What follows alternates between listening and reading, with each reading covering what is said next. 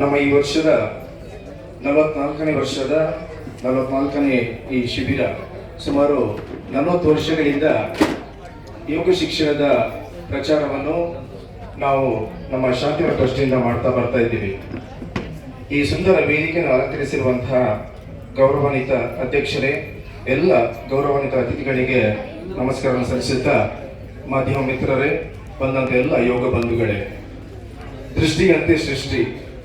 ನಾವು ಯಾವ ರೀತಿ ನೋಡ್ತೀವೋ ಆ ರೀತಿಯ ಭಾವನೆಗಳು ನಮ್ಮ ಮನಸ್ಸಲ್ಲಿ ಬೆಳೆಯುತ್ತೆ.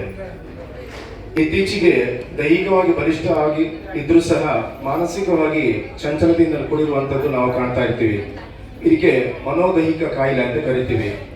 ಮನಸ್ಸಿನಲ್ಲಿ ಒಂದು ಯೋಚನೆ ಹುಟ್ಟಿ ಅದು ನಮ್ಮ ದೇಹದಲ್ಲಿ ಗೋಚರಿಸುವಂಥದ್ದು ಮನೋದೈಹಿಕ ಕಾಯಿಲೆ ಅಂತ ಕರಿತೀವಿ. ಇದರ ಜೊತೆಗೆ ಸ್ಥೂಲಕಾಯಿ ಇರ್ಬೋದು, ಅಥವಾ ಅಸಿಡಿಟಿ ಇರ್ಬೋದು, ಬೆನ್ನು ನೋವು, ತಲೆನೋವು ಇಂಥದ ಸಣ್ಣ ಪುಟ್ಟ ಕಾಯಿಲೆಗಳು ಈ ಮನಸ್ಸಿನ ಭಾವನೆಗಳಿಂದ ಬರುವಂಥದ್ದು.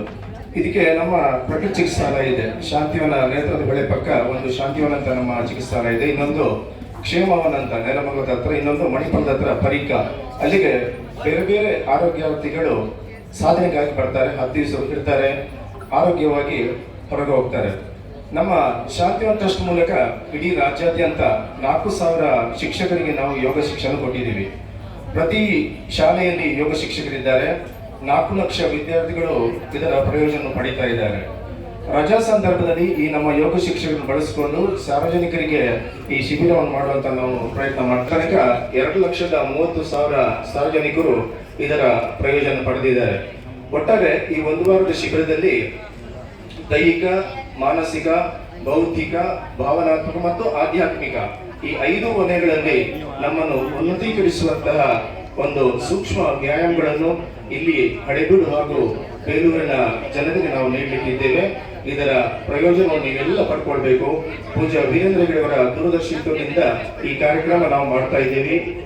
ಸಮಾಜ ಸ್ವಾಸ್ಥ್ಯ ಇದ್ದರೆ ಇಡೀ ನಮ್ಮ ದೇಶದ ಜನರು ಸ್ವಾಸ್ಥ್ಯ ಇರಲಿಕ್ಕೆ ಸಾಧ್ಯ ಆಗುತ್ತೆ. ಆದ್ರಿಂದ ಈ ನಿಟ್ಟಿನಲ್ಲಿ ನಮ್ಮ ಮನೆಯೊಳಗೆ ಆರೋಗ್ಯವನ್ನು ಕಾಪಾಡುವಂತಹ ಈ ಪ್ರಯತ್ನ ನಾವು ಮಾಡಬೇಕು.